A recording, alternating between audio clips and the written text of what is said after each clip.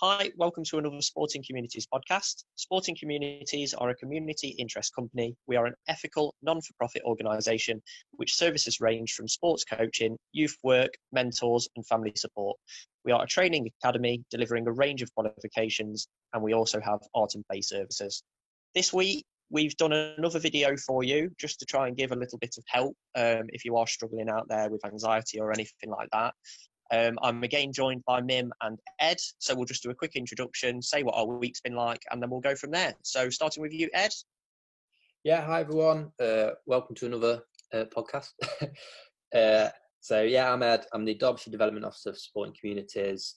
I enjoy fitness. Health and fitness is my passion, and it's what I enjoy: staying fit, getting other people fit and active.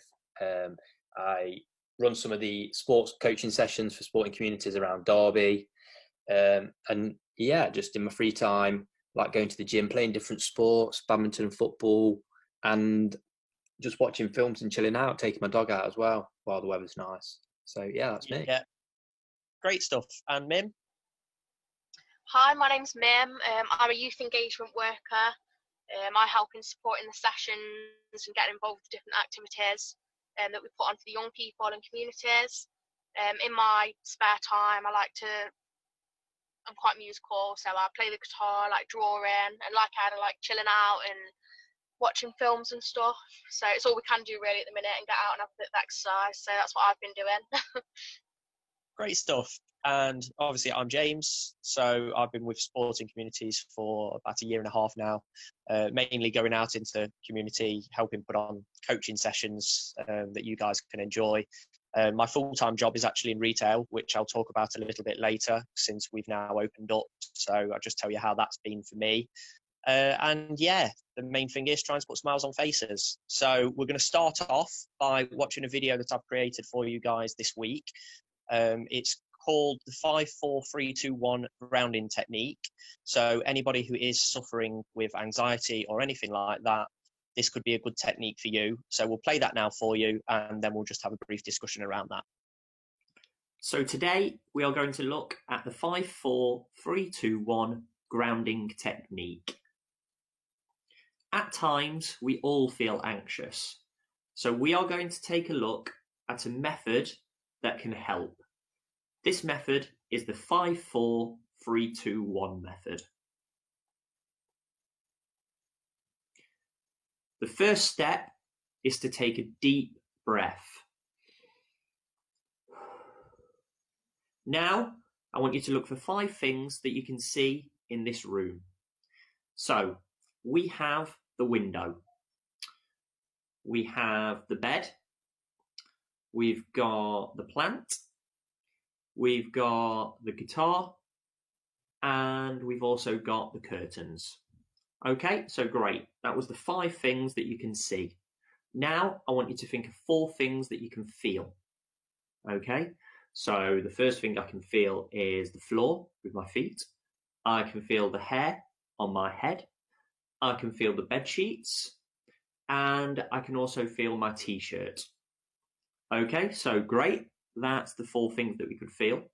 Now, I want to listen for 3 sounds that you can hear. Okay, so I can hear the clock ticking. I can hear the cat purring. And I can also hear my heartbeat. Okay, so great. That's the 3 sounds that we could hear. Now, I want to say 2 things that you can smell. Okay, so number 1, I can smell my cat. It may get harder at this point, so it may take longer. That's absolutely fine. The second thing that I can smell is my clothes. I can smell the fabric on my clothes. Okay, so great. That's the 2 things we could smell. Finally, say 1 thing that you can taste.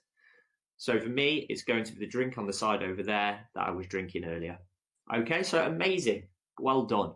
So that was the 5-4-3-2-1 method. Hopefully, this calming technique can help you in the future if you are ever feeling stressed or anxious.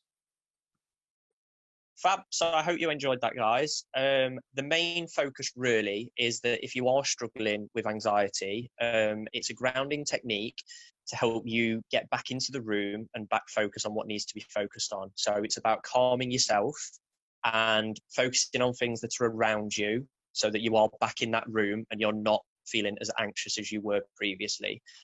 Hopefully, if you do give it a go over the coming weeks, whenever you are feeling anxious, hopefully it will work for you. I know it's been tested on many people, and we've actually tested it ourselves on a previous podcast, and it helped us. So hopefully it'll work for you. Just to get opinions from you guys, what you thought about it. So coming to you first, Ed. Yeah, no, I thought it was really good. I think after last week, I think we all got the bug for making the videos, and it just, it's just seeing it makes it easier than just hearing us talk about it all the time. And I know that you've mentioned it on a previous podcast that certain technique has helped you, and we all went through it and did an example. But I think seeing the animation of the girl in the bedroom use that is really powerful, and a lot of young people can use it. And it's like you say, like you've mentioned, it's just a really simple, quick technique that can really benefit you, especially in the short term. It just kind of, distracts your mind, and like you say, that grounding technique. So I thought it was really good, really short, simple, but effective video. Great stuff. And Mim, what did you think? Yeah, I think it was really good. I mean, I think it's a really good exercise to be sort of putting out there for anyone, really. Obviously, the idea of it is that it's a grounding exercise, and often when you're starting to feel overwhelmed or stressed or a bit anxious, you get the physical side effects. It might be sweating, it might be that you feel like you're going out of control. So I think becoming in touch with all of these senses help you gain control again. It's about regaining that control and bringing yourself back into the room. So I think it's a really, really good technique to use. So yeah, it was a good video. It demonstrated it well. Great stuff. So moving on from that, I have, as I said earlier, I've been back at work as of last week, as I do work in retail. So all of the shops reopened as of the 15th of June. So I've been back at work. So it has been a little bit strange. It's not quite the job I left before lockdown. There are quite a few changes to it. But I just wanted to see really from you guys if you had any questions for me with regards to how it's been. And I just wanted to know from you guys, have you felt like you felt comfortable going out to shops? Have you not been out yet? And if not, why not, I suppose? So yeah. If you've got any questions for me, fire away and I'll answer them as best I can. One of the questions that we had in was about you starting work, James, actually. So it was, how was your mental health when you first started back up after having such a long time off? Were you anxious going back at all? Yeah, okay. So I wouldn't consider myself an overly anxious person. It's not something that I've had major problems with in the past, and thankfully I've never really suffered with that. But I have to be honest, the night before I went back to work, I was stressing. I felt nervous. I felt anxious.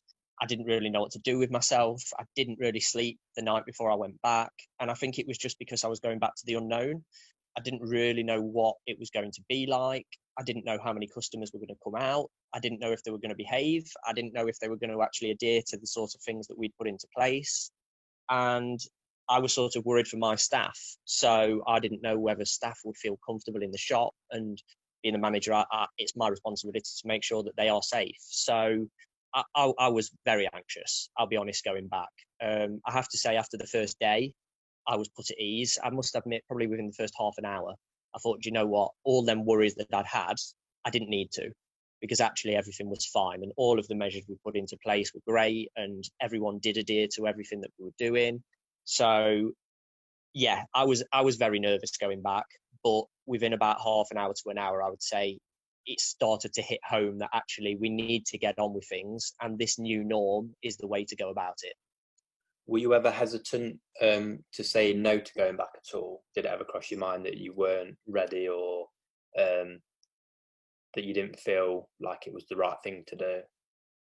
I think it's one of them things where at the start of lockdown, obviously everybody wanted everything closed straight away, because it was like suddenly it was getting bad, and everybody was like, we shouldn't be out doing this, we shouldn't be out doing that. And I was one of them that I was quite like, we need to close this store now because this is getting silly.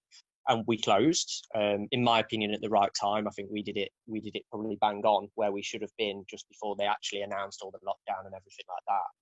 But when it comes to actually opening back up, I think we were guided a lot more, obviously, by the government, because everybody was kind of waiting until the government said it was safe to go.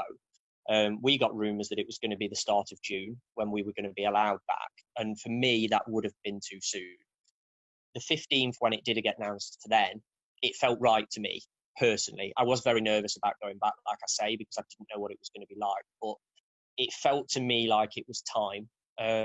Other stuff was starting to reopen. I think people were starting to go out a little bit more and feel a little bit more comfortable outside of their own house. So I think for me, it was probably about the right time.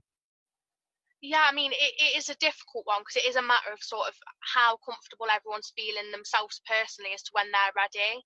But I think all we can do at this time is sort of trust in the advice that we're being given, and sort of if we're having sort of worries and anxieties about starting doing these things again, talk about it and be open about how you're feeling.